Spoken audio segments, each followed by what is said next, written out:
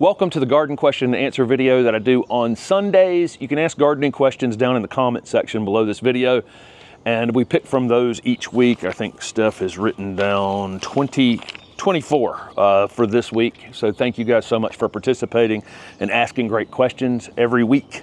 Before I get started, just want to say thank you to everybody who made lots of kind comments on Holly's video from last week and last Sunday as well. Really do appreciate all the kindness that we have received from, losing Holly last week, and really do appreciate it. Also, I would never in a million years have mentioned the Holly t-shirts to try to sell anything on that video, obviously, but from that video, people went over to the website and hunted down the t-shirts and bought lots of Holly t-shirts last week. And so I think we've gotten them all out except for maybe 2 orders, but it was an amazing response to, to that video and then to last Sunday's video as well. So thank you again for that. And let's see. And then somebody actually sent us a Holly through Plants by Mail. So we received that as well. So thank you very much for that. That will go into the garden here in a video coming up very soon. So thank you very much for having, anyway, all the thoughtfulness about it was very, very kind from all of you. It's a great audience that I have amassed here in 8 years on YouTube. The Learn to Garden video series is $50 off, and it's already the 17th or something, so it's like 2 more weeks to get the Learn to Garden video series for $50 off. Lots of video content in that, and it's getting more before the end of the month. And so we're going to continue to add, like I've said in the past, the weekly garden planner and the Learn to Garden video series. Once you buy them, you own them, and you don't have to pay anything else for any of the additional content that gets added over the years. But we're going to continue to build them out in the future. And I have quite a few notes on both to add things each month as we go. So thank you very much for considering that. We'll jump to some gardening questions. Well, the first question is not a gardening question, but there was a lot of questions about just how Griffin is doing, without Holly here. And he's definitely, you can tell, just confused. Confused by it would be the best term for it. But he definitely acting a little bit different than he normally does, obviously. He's confused by it. They've been together every day for 5 years at this point, I guess. I mean, literally just every day. So, I'm sure it's very confusing for him. Okay, actual gardening questions, let's go. What is your opinion of metal edging? So I don't have any opinions on anybody's garden design at all. I think that if it makes you happy, then you do it, okay? For me, I like, and we'll probably point this out in a video at some point, and Steph actually mentioned it last week when I'm recording this on Saturday morning, and there's a 10 perennial video that went up, or there are a few of the perennials on the paths right on the edge so that the perennial comes out onto the path a little bit. I like a path that ends up with things kind of in it a little bit. Not that blocks you at all, but kind of softens the edges of it. So for me, I don't use any kind of edging. I just like the mulch path. And then the patio that I'm standing on kind of has a crispier edge because it's a mortar brick edge.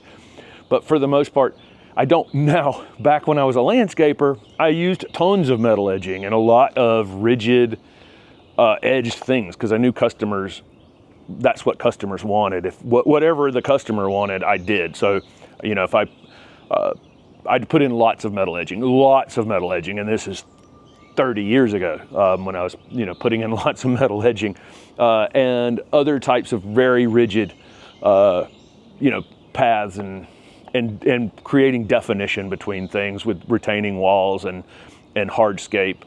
A lot of that in the landscaping I did. But when it comes to my personal garden, I prefer just everything to just kind of have a really natural look as much as possible. A neat, still neat though. I mean, I don't think you'd come here and think it was, messy. It's got order to it, but I just like to soften the paths with things. And there's a few things back here that need to be pruned. You'll see this lower pedalum get manicured a bit here in the next few days. But again, it's not my personal style, but when I was a landscaper, I understood it was a lot of other people's style to have, this is the path, this is the bed, this is the whatever, you know, and have them all separated like that. And so I did lots of that. I don't like to create any potential long-term maintenance for myself. Like if I had turf up against metal edging, that means I got to go get a weed eater to weed eat up against it. And I don't want, if I can avoid weed eating, I would avoid weed eating. So I'm just looking for shortcuts for my own maintenance is what I'm doing by not putting in some of those things. Their brother's moving to Charlotte. What is the best way to learn what is appropriate for an area? Really, it's about going to various gardens. Charlotte area has the UNCC, or University of North Carolina at Charlotte, has a great botanic garden. There's other botanic gardens over there as well.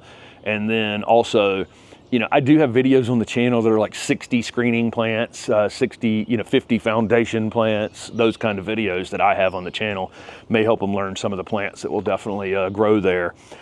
This question was actually phrased as, you know, what list of plants would you recommend? That's the kind of thing I want to get away from more and more and more on this channel over time, is I'd really like for you guys, everybody, to put in as many different things as possible, rather than trying to solve it with one thing. When we're talking about that seedling diversity, you know, versus, you know, cloning or whatever, the more diversity, the more number, the bigger number of species each of us is putting in our gardens, the more likely it is the overall health of our gardens. And so I just want to continue to emphasize that. So I'm making these videos that are, I've got a screening plant video that's 100 plants coming. So I want as many, when we're talking about screening off people with plants in our gardens, I want to have 200 options so that everybody's screens are a little bit different. Okay, which again builds in some protection, you know, to all the plants. Let's see. Do shamrock hollies need to be underplanted when they're used as a hedge? In the future, yes. So inkberry hollies limb themselves up in time. They just do. The old wood down at the bottom just doesn't. You know, a lot of other hollies have a lot of dormant buds down in the bottom, and any kind of top pruning you do on them, they just produce new growth from the bottom. Inkberry hollies are not as good at that. Shamrock was originally picked because it is fuller and tends to stay a little fuller to the ground and will regenerate a little bit better by pruning it. But even it in time will limb itself up some. So yeah, I would think you would want to underplant them in the future. You don't have to underplant them initially. It's going to be years before they kind of become naked down at the bottom. Has our Lake Series Salvia returned? Yes. There's one right here. And there's several that have broken dormancy along the edge here. I think we've probably lost a few. They just went to sleep so ugly. It wasn't really the temperature. It's just that November was so warm and then followed by really cold. And so they were still awake when they went to sleep. But I can see now that, you know, probably there's 2, 3. I would say at least 5 of the 10 that were planted are up or ready, and I expect that we'll still get a few more, you know, to return as well. So yes, and I think if they'd had another season under them, they would have all returned. Okay, other than Homewood or the box stores, where to buy plants in Raleigh? So Homewood is a great nursery, and I've done video content up at Homewood. And when I worked at the Rake and Hoe Garden Center as a kid, that was our big competitor, you know. And every Saturday, people used to open the News and Observer, the Raleigh News and Observer on Saturday morning and see the sales, you know, and that's where they determined whether what garden center they were going to go to on that Saturday. And so it was always like, you know, we would do 10% off shrubs, and then they would do 20% off shrubs, and then you're just done for the weekend. But it was the weirdest thing. That's where all the sales were, where people found out what the sales were for the weekend before the box stores opened. I remember when the Home Depot opened on Capitol Boulevard, it was you know, kind of the beginning of a new version of the way people shop for plants. It was very different before. It was mostly garden center based, and, you know, local people that you could go and ask information of, which still exist. I mean, Homewood's still there, Atlantic Avenue's still there, Fairview's still there, Logan's is still there, although they've moved over to the farmer's market. But those folks have the most experience here, you know, with how to, if you're new to the area, like this person back in Charlotte, you know, local garden centers there in Charlotte are going to be able to help you out a lot as well with what will grow in that Charlotte area. But there are others. I mean, you know, Logan's is here. And then I think, you know, like Adcock's Nursery, which I've had, you know, I've done some video content down there. I think they open on Saturdays. Of course, the farmer's market is, you know, that I had a space at the Raleigh Farmer's Market for 20 years. There's great plants to be had there. And there's a few other nurseries in northern Harnett County, Johnston County, and Harnett County that are open to the public that you can research as well. C&J Nursery is, Camillo's a good friend of mine. His, you know, I think his place is open to the public as well. Let's see. Somebody asked where to find the red sorrel. They saw the plants for $19 yesterday. All the red sorrel in this garden was done from seed. You can just do them from seed. They're easy to do from seed. It takes, the ones you're seeing in the videos are a couple years old at this point, so don't expect to do them from seed and have a big bushy, you know, 3-gallon size red sorrel in a single season. They're 2 and 3 years old at this point, but we did them from seed. Okay, how far apart for foundation plants and how far from the home? It completely depends on the plant, right? You're gonna have different shapes for everything. So if you have upright, narrow things, obviously you can put them a little bit closer and put the plants a hair closer. This Loropetalum gets super wide. So, you know, it's really, what is the shape of that plant as to how close or how far apart you're gonna put them. No matter what, when I put them the appropriate width apart, you know, 3 to 4 feet or whatever that width of that plant gets, I'm also going to probably plant some annuals or perennials around them for that first season in order to kind of protect the roots on them a little bit while they fill in. And part of that's up to you. I like a very full, rich, overlapping thing. I like the plants. I don't mind the plants touching. You know, we'll prune them back a bit. You know, as over the next few weeks, you'll see some pruning videos out here. But we'll let them fill back in and grow back in a bit to, you know, to be touching one another. I don't mind that at all. Some other people are going to want very hedged off meatball type landscaping, which is fine. Again, said at the beginning of this, I don't want to be the dictator of what anybody thinks is, you know, the best way to do something. If it makes you happy, then that's the best way to do it. Let's see.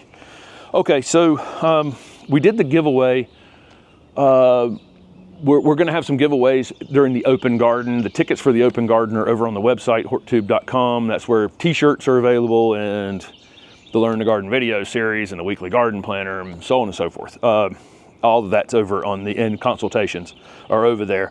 But 2 weeks ago now, I think we announced Kim Park is a winner for one of the giveaways when you guys get here, and I'm adding James Miller as another giveaway winner. When you get here, we'll have a list of folks who we're making plants from our garden for giveaways, and then we have other plants being sent to us for giveaways as well. So we're gonna have quite a few giveaways for people who are here for the open garden, and every couple weeks between now and June, we're going to pull a name as winners. And so when you get here, you can just pick a plant that you want from what will be quite a few plants available for giveaways. Let's see. What are my favorite shade plants? So again, this is the kind of question I don't really want to answer because I don't want everybody's shade garden to have the exact same stuff.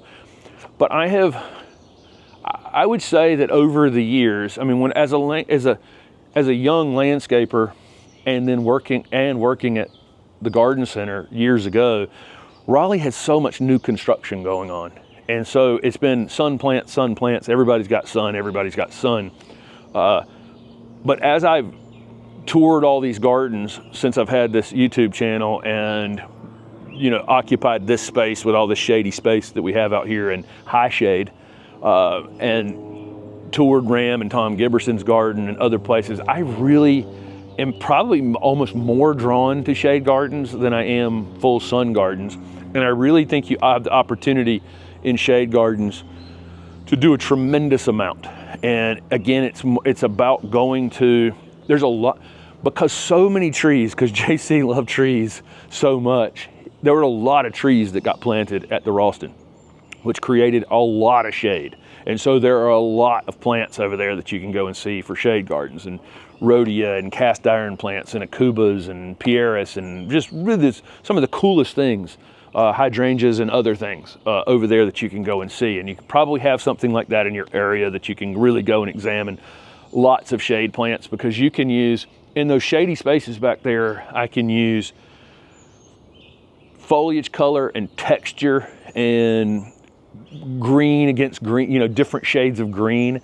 And it's really becomes something that's just not it's not just flowers. It's not trying to match two colors of flowers or whatever. It becomes something that's more texture based and to me kind of more interesting overall than a shrub that comes into bloom for 2 or 3 weeks. Not knocking that. Love flowering shrubs, you know I do. And our front garden, if you come for the open garden, will be Clown College design, like it always is. So we love flowers.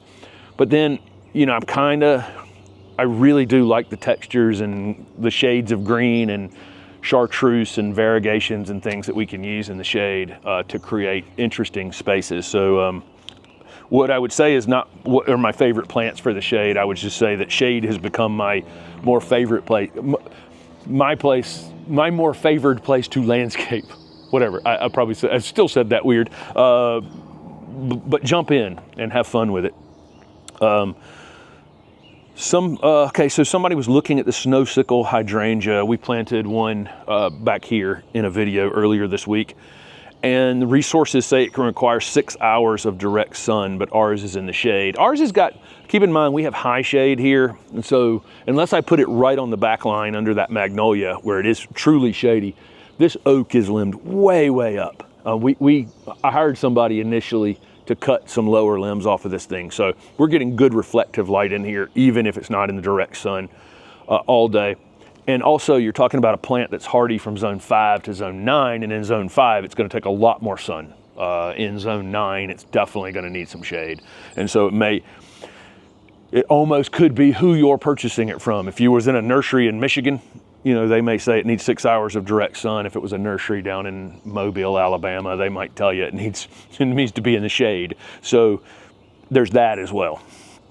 But I would, you know, a lot of these shade plants can adapt to a good amount of full sun. Sometimes they don't like it the first year, and sometimes it's more root related than it is anything else, because the roots are shallow on a lot of these ornamental plants. And putting it out in the sun, you know, that you think it's the top of the plant that's suffering, but what's really suffering is the sun is just pounding those roots. Let's see. Okay, this person says someone in their neighborhood tree formed an Indian hawthorn with pink blooms that's 10 feet tall. It's stunning. Should I expect this to be the ultimate height for other Indian hawthorn? No, definitely not. Most Indian hawthorn on the market are dwarfs, or we're going to plant a spring sonata Indian hawthorn this week. You'll see in a video, and it gets 4 to 5 feet. But that one you're seeing is very specifically Rosalinda Indian hawthorn. We have one in the front garden out there. It'll also be in a video because it's in full bloom this week, and it's super, super fragrant. The other dwarf ones tend not to have hardly any fragrance whatsoever. This one was just amazing. You could smell it from 2 houses away when we were walking in yesterday. But that plant's unbelievable. Yeah, it's very, very different. Leaves are much larger than the dwarf ones. But no, your dwarf Indian hawthorn will definitely not get that big. Somebody said it's been so dry. What are some strategies we use to water, including planting time, season, etc.? Well, I mean, fall planting hardy things is probably overall the best for us, especially for us in the South, because they have that whole winter to root in before that following spring. I don't plant marginal things that time of year. I have to do that during the spring. But we've gotten to the point here, we've added so much organic material over time that all of the established things out here, despite it being very dry, have leafed out well and look pretty good without having given them any water at this point. But I am at the I'm very close to pulling the trigger on watering virtually everything out here. I have a feeling that what we're going to see is all of these things flush out and then reach a point where they don't have any water and then start shedding some leaves. And I think that's what's going to happen. You'll see that it's like a growing strategy for some plants. River birches do this. They'll come out and try to grow 5 feet in the spring, and they'll grow until they meet resistance from water, and then they'll shed 20-30% of their leaves. Most people that own a river birch know this is how it'll shed some, shed some leaves then, and of course then it'll lose its leaves in the fall. But I have a feeling some of these plants are going to do that. They're going to come out like they're coming out normal, and then they're going to shed some of the old leaves in order to maintain that new foliage and new flowers for next year or whenever they're going to flower. So we're going to water in the next few days if we don't get any rain, but it is super, super dry. Weird that I would even think about watering in April. A lot of times in April, I can put something in the ground here and not even water it in when I planted it, and move on with my day and have it be fine. And then have to think about it probably in June or something if it gets dry. Number 15, somebody said if we did mail order, we'd be bigger than Buc-ee's, which was kind of funny. I don't think we'll ever. I did mail order my Earthworks Nursery.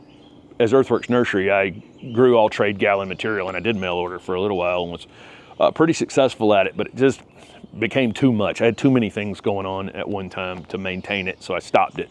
But I got 100% rating over on Dave's Garden. Dave's Garden reviews mail order has reviews from mail order companies. You might want to use that if you're mail ordering something. You can see reviews on there from folks, and I had a 100% rating, or all 5 stars, or whatever it was. I never had a bad rating over there, but. Again, I'm never going to mail order anything, but we are going to introduce a few plants in some way or another. And I don't know that that's going to be, if it's going to be through some sort of existing collection already or one that we create in the future, but it is in the works or being thought about with some plants that I have that are kind of one of a kinds right now. So somebody asked how long before Nellyette hits stores. We talked about that Nellyette Holly back here. I think it'll be fall. You'll be seeing them pretty quick because number one, those hollies grow really quickly. Some of these other things can take 2 years to get up to numbers, but once you have a rooted cutting on those Nellie Stevens hollies or Nellyettes, it's going to be a matter of months before they're available material. And the other clue that I have is Steph and I did some nursery visits, and we were kind of there for the Southern Living Plant Collection. We were doing some filming, and that video content has come up on the channel already with the 60 corner foundation plant video and that kind of thing. But when we were there, I was just asking questions about what plants that some of these growers were going to be growing from the collection that were new, and I asked every single one of them about Nellyette, and I got 100% yes on that plant. So I know that plant is not only being grown, but it's being grown in very large numbers pretty quickly. So I expect to see that one kind of everywhere. It's basically a smaller growing Nellie Stevens holly. So people don't necessarily need one that gets 20 feet tall. This one will get more like 8 or 10 feet tall over the same amount of time. Let's see. So somebody was looking at an Angiostar Fats Hedra, which you've seen many times here on the channel. And of course it's listed for zone 7 to 10 or 7 to 9 where they're looking at it. Is it really for zone 7? I don't think so for zone 7A anymore. After the map changed, after the map got updated, was that year before last? I think 7A, 6B kind of became 7A for most people. And so I don't think that it would have ever grown in those places. 7B in a really protected area, and that's another thing you'd want to spring plant for sure, so that it has a season under it before it gets whacked in the fall. That's definitely not a fall planted plant.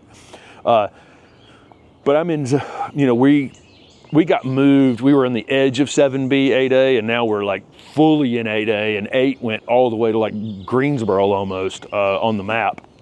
So I think 7B in a protected space, zone 8A for everyone else. And even 8A, if you're like in Greensboro, you're gonna wanna put it in a protected space as well. The map really kind of messed up, you know, the map update really changed things quite a bit because it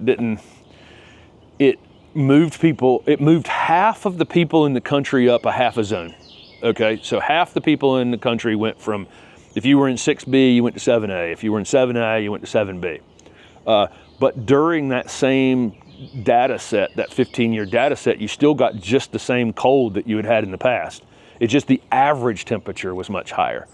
And so the map became slightly harder to use overall. But if you used to be in 6 and now you're in 7, I don't think you're going to grow these things that are sometimes listed for zone 8 to 10 that are occasionally listed as zone 7 to 10 or something. Okay. So somebody was asking if Marvel, Mahonia, and Olive Martini are good candidates for tree forming. So that Olive Martini, Elaeagnus is definitely not a good candidate for tree forming. You would have to work on it just non-stop. It has viney kind of growth on it.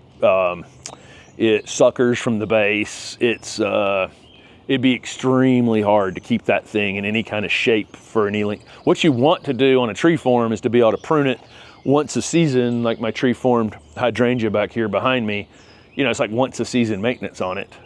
Same thing with the tree form Shasta viburnum and, you know, the other tree forms I have. I want to prune them once, maybe twice during the year. I don't want to be pruning on them constantly. That Elaeagnus, you would be pruning on it every month, all season long, to keep it looking like something. Because every time you prune it from the top, it's going to sucker from the bottom. And then Marvel Mahonia, ours is kind of tree farming itself a bit back there. I can see the bottom foot of the trunk on it, but I'm about to low. I don't think it would look all that great as a tree form either. They may not be the best candidates, and Mahonia will also sucker from the base when you top prune it. So don't know that those are the best candidates for it. How do you tell if a plant is dead or a late riser? Is there a resource list? I don't know that there's not a resource list for what leaves out late. We used to get this march into the garden center, you know, every middle April of crepe myrtles that people thought were dead because crepe myrtles tend to leaf out later than other things. And so, you know, we would just, nope, go home, plant it back in the ground again. You know, we had a year guarantee, but we required people to bring the plant back. And you know, it was the great crepe myrtle march because everything else in their garden had leafed out pretty much except for the crepe myrtle. But I see a crepe myrtle with tiny, one crepe myrtle we have with tiny, tiny leaves on it. So it's in the process of leafing out now. But there are lots of plants that will leaf out late. The main thing is to go over and bend the branch on it, you know, near the top, and see if it cracks or is it still pliable. And then you can use your thumbnail and just scratch the bark a bit and see if it's green underneath. If it's green underneath, it's still alive. Some of our perennials that went to sleep really ugly may take longer than normal to come back up from dormancy because they're underground trying to figure it out. You know, like the main woody part of the bottom of that salvia is dead, but roots are still alive down there that can kind of regenerate some growth. So when I was asked about those salvia, you know, and I'm looking back here, you know, they've barely broken the ground at this point. If they hadn't gone to sleep like that, they'd probably already be up about a foot because other salvia we have are up about a foot already. But these, just because they got slammed to the ground, it's taken them a minute to figure out how to come back from that. So there's that too. Let's see. So somebody said they're big leaf hydrangeas only growing from the base, problem, question mark. It got killed to the ground. So some of these big leaf hydrangeas, French hydrangeas, hydrangea macrophylla, whatever you want to call them, even hydrangea serratas are similar to the mountain hydrangeas. You know, they can be killed to the ground certain years, and then they come back from the ground, just from the ground level. If they're the remontant ones, you know, the ones that bloom on old or new wood, they'll still bloom this year. But if they're old-fashioned ones, they will probably not have hardly any flowers, maybe one or two. But hardly any flowers on them. If you have one that repeatedly dies to the ground like that and doesn't bloom, I would get rid of it and get one of the remontant varieties that definitely blooms on old or new wood. That way you'd still get some flowers on it. And then there's some that are just more sensitive to it. There's a certain number of hydrangea macrophylla out on the market that are introduced as these big, beautiful flowering things that were really bred for the florist industry. Anytime I hear the description of a hydrangea macrophylla as strong, sturdy stems, holds the flowers up big and tall, I immediately know that thing was bred probably for the cut flower industry and is not a good outdoor plant candidate. Like it wasn't tested for that. It was tested for greenhouse forcing for cut flower industry. And then it's been, because they were so pretty, they've been sold through some sort of store somewhere as just a decorative thing to take home for Easter or whatever. But they are not all that hardy outside. And then people plant them outside and they die to the ground every winter. And then come back from that. They just weren't bred. They weren't tested for outdoor use. It's definitely much different to be planted in the ground and have to sit there no matter what the snow, hail, rain, drought, insects, and everything else versus having been grown in a greenhouse situation, chilled in a cooler for a while to get them to flower when they want to flower, waking them up and having them very babied in a greenhouse situation. So there is that as well. There's some on the market, but if you have one of those that dies to the ground every winter and then it doesn't end up blooming, it's out of there for me. I'm just going to assume it's one of those varieties. Okay, let's see. This person had multiple maples removed in apex. They want to plant shrubs and perennials in ground stump area. How long to wait? Planting smaller trees in root zone problem. Okay, we planted that Amelanchier after about 6 months after that maple was taken down and ground up in the front. And it probably wasn't quite long enough because there was still enough wood out there in the ground that tree, the ground settled some and the tree ended up leaning. Okay. And I've had to now stake it up and straighten it back up. So keep that in mind. It's probably best, to wait about a year because that wood material that got ground up takes longer to break down than the top of the tree material does. Root wood is just different. That project we're doing down in Wallace, the wood chips we used are actually root material and they resist breaking down quite a bit more. Although they've started breaking down, and I was kind of pleasantly surprised how spongy that area was when we were there a few weeks ago. But it's going to take a minute for that stuff to break down. So it will be a year would be best, but I probably don't have that kind of patience and I'd be planting in it already. So I'll leave that up to you. But keep in mind, our tree did lean because of some settling of some roots rotting underneath it. A couple more before we wrap this up. Why is it so hard to find rodeia?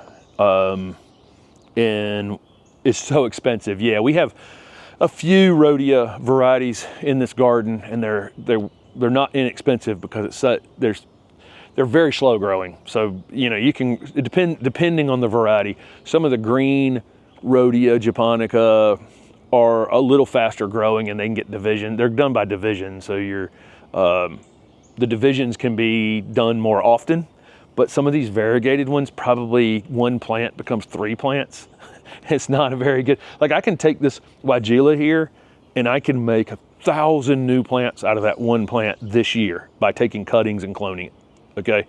But that rodeia, I'm gonna take a 1 gallon plant and make 3 1-gallon plants out of it. And then I gotta wait another year to sell those 3, okay? And those 3 could become 9, but I'd really like to get some money for at least one of them, right? So, there's some plants that just take so much longer in production. They're so much slower to get, like a lot of daylilies, I can pull a daylily out of a pot and get 6 divisions 2 times in the same year, maybe. At least 6, let's say 6 divisions yearly, off of each container. And then what I would do is I'd put away 50 of them over here in a block that become my divisions for next year. And then I'd put the others in another block where I'm gonna sell them. But the rodeia are just going to take forever. Cast iron plants, same way. There's a couple cast iron plants that are coming to market that are, when you say, hey, what we'd like to do is get about 5,000 of these before we start selling them. That could take 2 years, 3 years to get to that point. you know, so that's the reason why.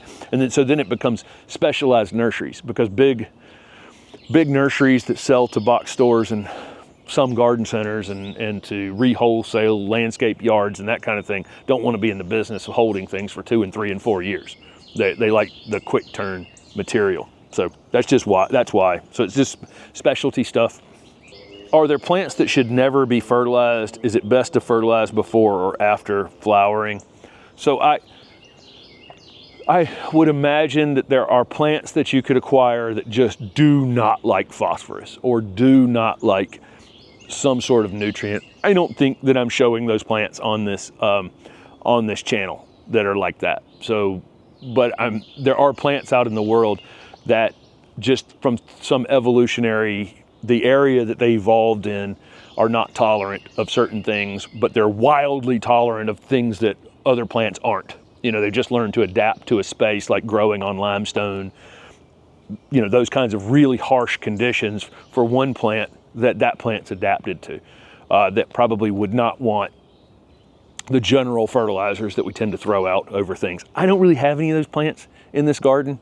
I have plants that are more generalist soil, you know, they're not so specific. You know, I haven't, somebody had asked, there was another question about having some sort of bog area out here. And I don't really want super specialized garden spaces out here, just because they would require so much time, but also, you know, in my mind, I'd also be showing people, you know, these specialized gardens require a lot of resources, you know, that I don't want to use either. You know, that I don't want to show off, you know, spending 10 grand, you know, to have some little corner be something different than everything else in this garden. It's just not my personal style. So for me, none of the things you see on this channel would be things that would not want fertilizer at all. But those things probably do exist, or they exist in some way where the plant doesn't like one particular nutrient that you would avoid. But again, I'm not showing those things. Is it best to fertilize before or after they flower? I use organic fertilizers, and they only work when the soil is active, when the soil microbes are active, so it's irrelevant. I talked about this there's some conversation around fertilizing azaleas after they flower rather than before. If you were using synthetic fertilizer that might push the leaves out on those azaleas quicker, maybe it would shorten the bloom a bit or cover up the bloom a bit with some leaves. I've always thought that was just overblown nonsense anyway, but if I was using synthetic fertilizer, maybe I would wait till after they flower, just because I've heard that so much in my life. But I don't know that it's actually true. But using organic fertilizer, just throw it out in March before the soil temperature starts to warm up. And as the soil temperature starts to warm up, it'll start working. The soil microbes will be able to break it down and use it, and it won't hurt your flower time one way or the other, because it will work naturally with the natural system that your soil has. So there you go. Thank you guys so much. You can ask gardening questions down in the comment section below this video. Again, the tickets for the open garden are over on the website. The Learn to Garden video series is $50 off for the next, like, 2 more weeks at this point as you're watching this. Actually, less than 2 weeks. Only like a week and a half. I think next Sunday will be my last reminder of that. And again, thank you guys so much for all the kindness for Holly. You know, I miss having her out here this morning. These Q&A videos on Sunday, a good portion of them have had Holly wandering around in the background all these years that I've been doing this. So she's greatly missed from that. And thank you guys so much for your kind comments about that. Thanks.